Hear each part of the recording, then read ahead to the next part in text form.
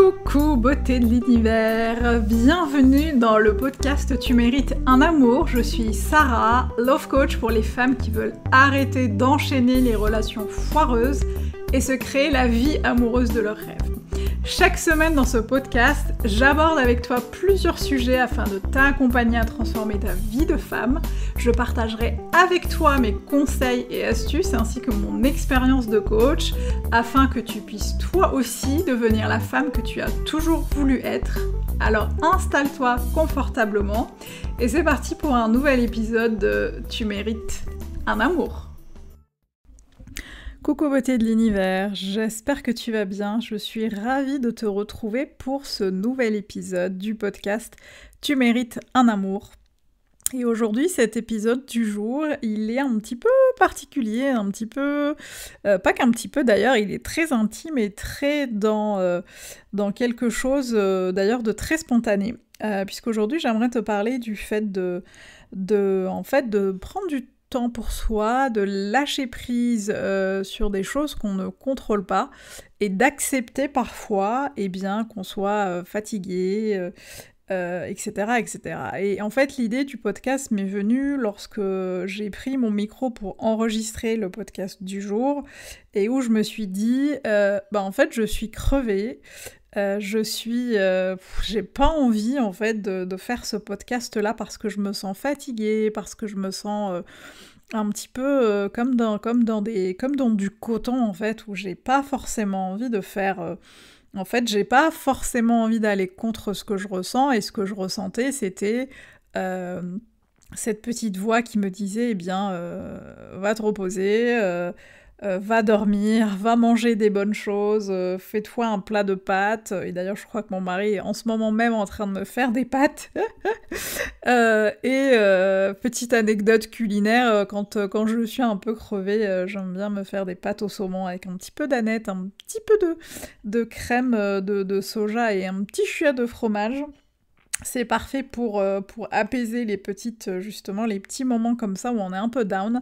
Et justement, je voulais aborder le sujet parce que c'est quelque chose qui reste encore un peu tabou aujourd'hui, qui est difficilement abordable avec d'autres personnes. Et je le vois notamment dans le milieu de l'entrepreneuriat, c'est toujours très compliqué de dire je ne vais pas bien, ça ne se passe pas bien, je suis fatiguée, j'ai envie de prendre du temps pour moi, etc., etc. Et c'est souvent... au détour de deux phrases qu'on avance vers ce type de terrain. Et je trouve ça... je trouve que ça nourrit un peu, encore une fois, cette espèce de silence qu'on met sur nos conditions et physiques et mentales, sur notre santé mentale, sur notre santé physique.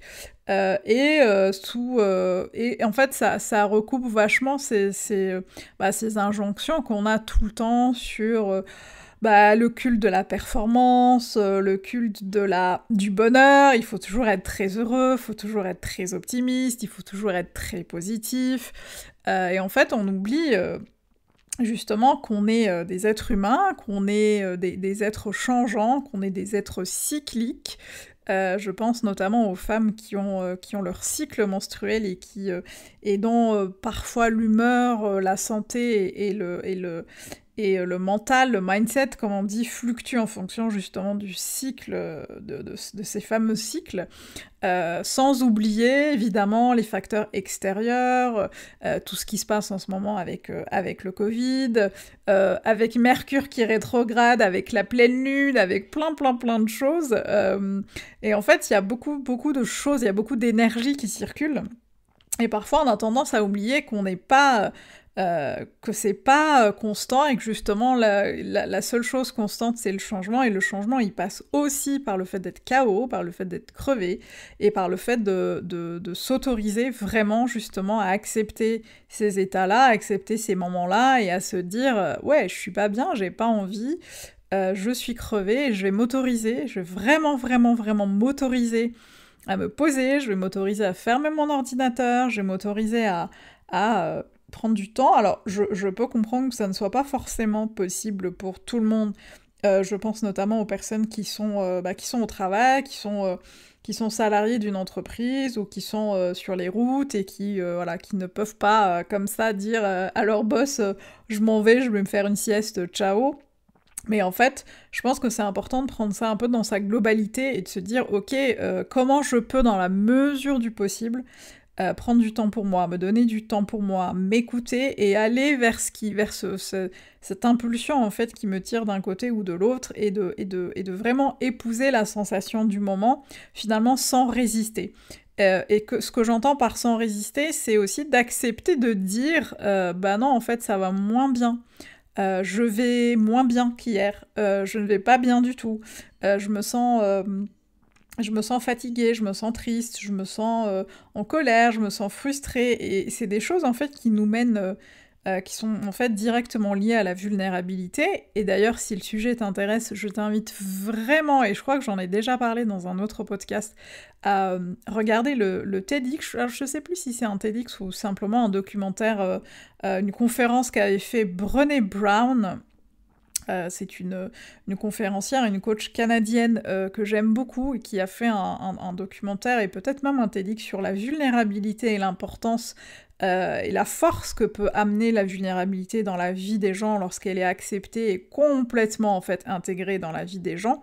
Et j'avais trouvé ça hyper intéressant parce qu'elle étayait ça avec des exemples et de sa propre vie et des gens qui l'entouraient et ça m'avait vachement marqué parce que je m'étais à ce moment-là, j'étais tout dans tout sauf dans le lâcher prise et c'est à ce moment-là vraiment il y a quelques années quand j'ai entendu ça que j'ai commencé vraiment à accepter que ma force, que ma puissance féminine venait prendre aussi racine dans la vulnérabilité que je m'autorisais à avoir, dans la vulnérabilité que je m'autorisais à communiquer aux autres, et dans cette vulnérabilité, c'est dans cette vulnérabilité finalement qu'on va puiser, qu'on va se ressourcer, qu'on va puiser des choses hyper intéressante, hyper importante, et en fait c'est des choses qui sont voilà, qui sont pour moi vachement importantes à poser, et c'est important de se poser un moment et de se questionner sur bah, est-ce que je vais bien, est-ce que comment je me sens, comment j'ai envie de me sentir,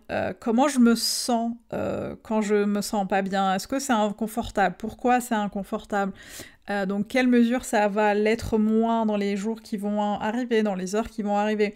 Et toutes ces choses-là, alors je peux en parler aussi au nom de certaines de mes clientes, c'est qu'on a tendance à complètement les balayer parce qu'on est dans la performance ultime, on est dans le rush, on est tout le temps en train de courir après des choses qui sont en route et qu'on veut justement obtenir tout de suite, maintenant, et sans finalement laisser le processus faire son œuvre.